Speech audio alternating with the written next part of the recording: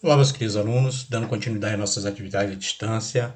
Hoje nós vamos fazer um resumo sobre dilatação térmica. A expansão das moléculas.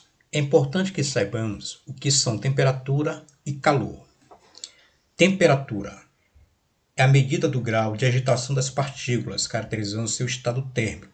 Então, quanto maior a agitação das partículas, maior seu estado térmico, maior será a temperatura. Quanto menor a agitação das partículas, menor seu estado térmico e menor a sua temperatura.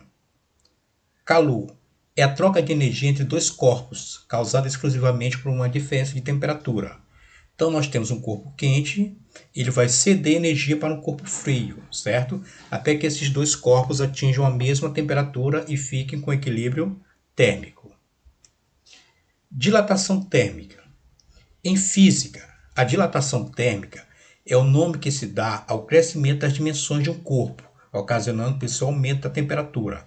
Então, nós vamos estudar aqui na dilatação térmica o crescimento dos corpos devido ao aumento da temperatura. Nós vamos estudar o crescimento do comprimento, da área e do volume dos corpos.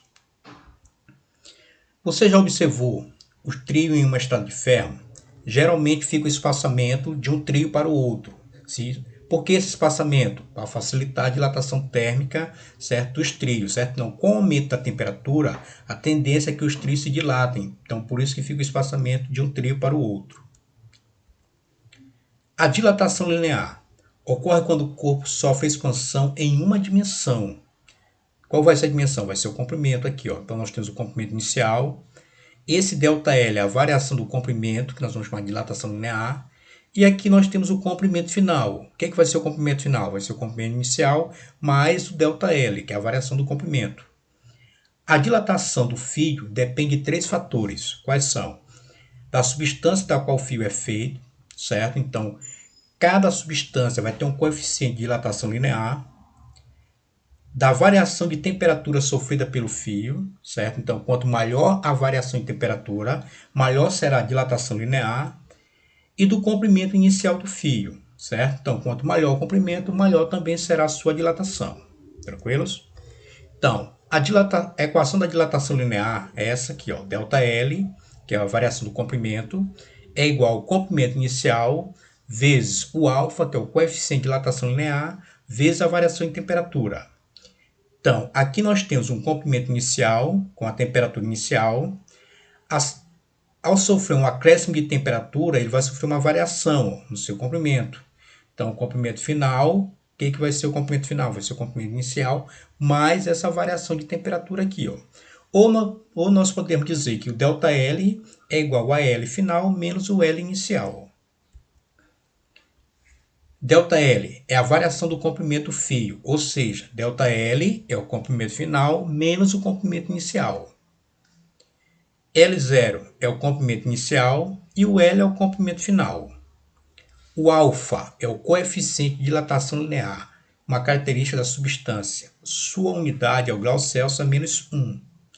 E o ΔT é uma variação de temperatura. ΔT é TF menos T0, onde T0 representa a temperatura inicial e o TF representa a temperatura final.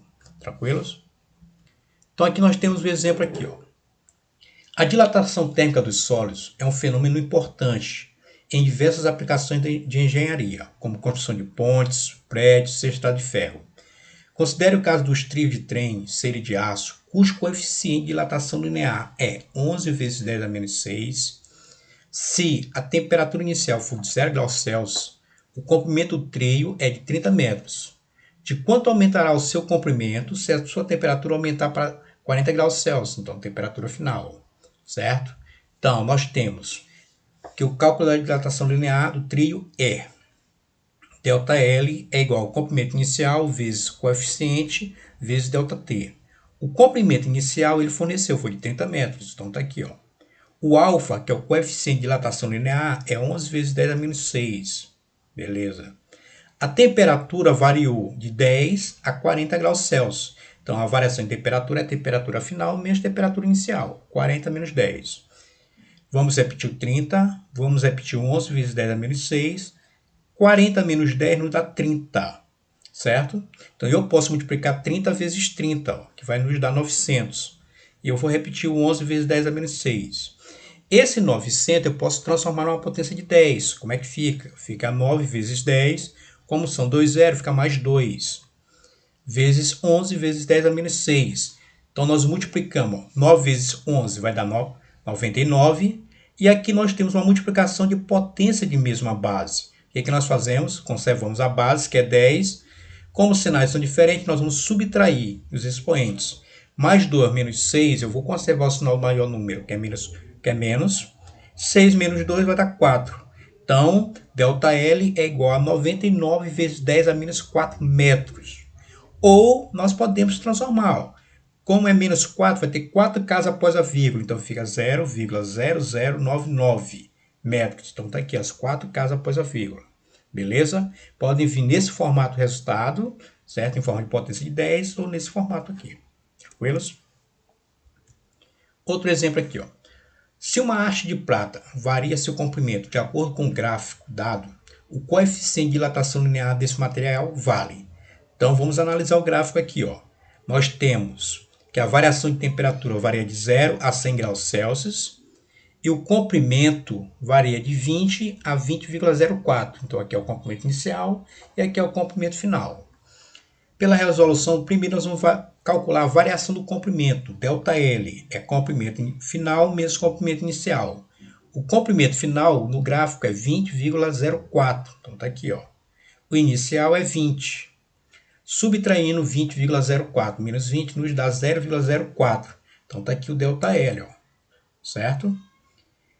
Então, aplicando a fórmula da dilatação linear, nós temos ΔL é igual ao comprimento inicial vezes alfa vezes ΔT. ΔL é 0,04. O comprimento inicial pelo gráfico é 20. O alfa nós vamos calcular, que é o coeficiente de dilatação linear.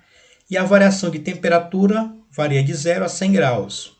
Então, 100 menos 0 dá o próprio 100, certo? Então, nós repetimos 0,04, 20, o alfa, e aqui nos dá 100. Se eu multiplicar 20 vezes 100, vai dar 2.000. Então, vai ficar 0,04, que é igual a 2.000 vezes alfa. 2.000 está multiplicando, passa dividindo. Então, eu vou dividir 0,04 por 2.000, que vai nos dar 0,00002, certo? Ou nós podemos transformar isso aqui para uma potência de 10. Vai ficar 2 vezes. Tem quantas capas da vírgula? 1, 2, 3, 4, 5. 2 vezes 10 a menos 5 graus Celsius a menos 1. Então, esse aqui é o coeficiente, certo, de dilatação linear, certo, dessa haste de prata aqui, ó, da figura. Beleza? Então, vimos dilatação linear, agora vamos ver dilatação superficial. Então, vemos uma chapa retangular que, ao ser aquecida, teve toda a sua superfície aumentada, passando de uma área inicial SI a uma área final SF, certo? Então, aqui, ó, nós tínhamos uma chapa com uma área inicial SI e uma temperatura inicial, certo? Ao ser aquecida, essa chapa SI ela aumentou seu tamanho, então ficou SF, que é uma área final. A diferença entre a área final e a área inicial, nós temos ΔS, que é a variação da área, certo? Ou seja, a variação da área da superfície S pode ser acrescida por ΔS é igual a SF menos SI. ΔS, variação da área, é igual à área final menos a área inicial da chapa. A dilatação superficial, analogamente à dilatação linear, também depende da variação da temperatura sofrida pelo corpo, certo? Então, quanto maior a temperatura, maior vai ser a variação da área inicial. Então, quanto maior a área inicial, maior vai ser a sua dilatação, e do material do qual é feito o corpo. O coeficiente utilizado neste caso é o de dilatação superficial, representado pela letra beta, que equivale a 2 vezes o coeficiente de dilatação linear. Então, o coeficiente de dilatação superficial é igual a 2 vezes o coeficiente de dilatação linear, que nós vimos anteriormente. Sua unidade também é graus Celsius a menos 1, certo? Então, em muitos casos, nós vamos ter o coeficiente de dilatação linear. Então, nesse caso, nós multiplicamos por 2, certo? Quando for dar direto o coeficiente de dilatação superficial, nós calculamos direto, beleza? A equação de dilatação superficial, ΔS, que é a variação da área, é igual certo? Seria comprimento inicial vezes beta vezes ΔT. ΔS é a dilatação superficial, ou quando a superfície variou. Beta é o coeficiente de dilatação superficial, né, que nós vimos agora há pouco, ele pode ser 2 vezes o valor do coeficiente linear. SI é a área inicial e ΔT é a variação da temperatura. Então aqui nós temos um exemplo aqui, ó. Uma chapa possui uma área de 4 metros quadrados, então eu já sei que isso aqui é a área inicial. A 0 graus Celsius, então a temperatura inicial é de 0 graus Celsius. Aquecendo-se a chapa a 50 graus Celsius, então a temperatura final é de 50 graus Celsius. De quanto aumentará a área da chapa e qual deverá ser sua área final? Então aqui ele deu o coeficiente de dilatação linear. Observem bem, ó. Nós vamos calcular, certo? A área final da chapa e sua área e a variação da sua área. Só que ele nos deu o coeficiente de dilatação linear. Então, para saber o coeficiente de dilatação superficial, nós vamos ter que multiplicar por 2. Eu coloquei até uma observação aqui, ó. Então, ΔS é igual a posição inicial vezes beta vezes ΔT. Certo? ΔS, comprimento inicial é 4, beta, olha só, 10 vezes 10 a menos 6, multiplicando por 2, certo? Vai ficar 2 vezes 10 a menos 6, beleza? Vezes 50 menos 0, que é igual, tem um erro de digitação aqui, ó. Seria 20 vezes 10 a menos 6, então eu já corrigi aqui, ó, tranquilo? Então vamos nós, ó. Eu posso multiplicar 4 vezes 50, que vai dar 200. Aqui eu vou repetir, ó, 20 vezes 10 a menos 6. Por que 20 vezes 10 a menos 6? 2 vezes 10 dá 20, tranquilo? Que é igual, certo? Então, olha só, 200 eu também posso transformar para uma potência de 10. Vai ficar 2 vezes 10 a mais 2. Então, tá aqui, ó, 2 vezes 10 a mais 2. Porque são 2 zeros. Vezes 20 vezes 10 a menos 6. Eu multiplico 2 vezes 20 dá 40. Novamente, a multiplicação de potência de mesma base. Conserva a base que é 10 e subtrai o expoente. Por que subtrai? Porque os sinais são diferentes. Conserva o sinal do maior número, que é negativo. 6 menos 2 dá 4. Então, eu tenho 40 vezes 10 a menos 4, certo? Metros quadrados, que é a variação da área. Ou, simplesmente, eu posso dizer que isso aqui é 0,0040 metros quadrados, certo? Então, eu achei a variação da área. Além da variação da área, ele pede também a área final. Então, ΔS é igual a S final menos S inicial. Está negativo, passa para cá positivo. Então, a área final é igual à área inicial mais a variação da área. A área inicial foi de 4 metros. Então, está aqui, ó, 4. A variação foi 0,0040. Então, está aqui, ó, 0,004. Certo? Somando, vai dar 4,004 metros quadrado, beleza? Então tome bastante atenção em verificar se ele está fornecendo o coeficiente de dilatação linear ou o coeficiente de dilatação superficial. Quando ele fornecer o coeficiente de dilatação superficial, nós aplicamos direto na fórmula. Quando for o coeficiente de dilatação superficial, nós devemos multiplicar por 2, certo? Então, beleza. Então, nós vimos dilatação linear, vimos dilatação superficial, agora vamos ver dilatação volumétrica. A grande maioria dos corpos sólidos possui 3 dimensões: altura, comprimento e espessura. Quando aquecido, o sólido sofre a expansão em cada uma delas, resultando em um aumento do seu volume total do corpo. Então aqui, ó, nós temos um corpo de volume inicial. Ao sofrer um acréscimo de temperatura, ele vai sofrer um aquecimento, então vai haver uma dilatação volumétrica. Então o volume final vai ser maior que o volume inicial. E essa diferença nós vamos ver que é a variação do volume, que é a dilatação volumétrica. Assim se obtém ΔV é igual a gama vezes VI vezes ΔT, onde ΔV, certo, é o volume final menos o volume inicial, certo? O ΔV é a variação do volume. O VI é o volume inicial, ΔT é a variação de temperatura, é a temperatura final menos a temperatura inicial. O gama é o coeficiente de dilatação volumétrico, certo? Ele pode ser igual a 3 vezes o coeficiente de dilatação linear. Então, observem bem, ó. Lá na dilatação linear, nós temos o coeficiente de dilatação linear. Na dilatação superficial, o coeficiente de dilatação superficial, que pode ser 2 vezes ao coeficiente de dilatação linear. E aqui nós temos o coeficiente de dilatação volumétrica, que pode ser 3 vezes o valor de alfa, certo? e a unidade de medida é a mesma, graus Celsius a menos 1. Então, um exemplo aqui, ó. O volume de uma esfera metálica a certa temperatura é de 100 graus Celsius, ou 100 centímetros cúbicos, é o volume inicial. Que variação de volume sofrerá sob um acréscimo de 40 graus Celsius? Então, ele já deu a variação de temperatura, 40 graus.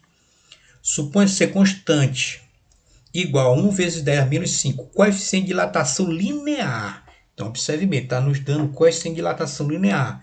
Então, novamente aqui, ó, vamos à observação, nós vamos ter que multiplicar por 3, certo? Porque aqui nós usamos o coeficiente de dilatação volumétrica. Ele nos deu o coeficiente de dilatação linear. Então, vamos lá. ΔV, que é a variação do volume, é igual ao volume inicial, que foi de 100, vezes 3 vezes o valor do coeficiente de dilatação linear. Ó. 1 vezes 10 a menos 5, vezes 40, que é a variação em temperatura. Se nós multiplicarmos 40 vezes 100, vai dar 4.000. 3 vezes 1, 3. Fica 3 vezes 10 a menos 5. Transformando 4.000 para uma potência de 10, vai ficar 4 vezes 10 a mais 3, porque tem 3 zeros. Novamente, eu multiplico 4 vezes 3, que dá 12. Multiplicação de potência de mesma base. Conserva a base, certo? E como os sinais são diferentes, eu vou subtrair os expoentes. Conservo o sinal do maior número, que é negativo.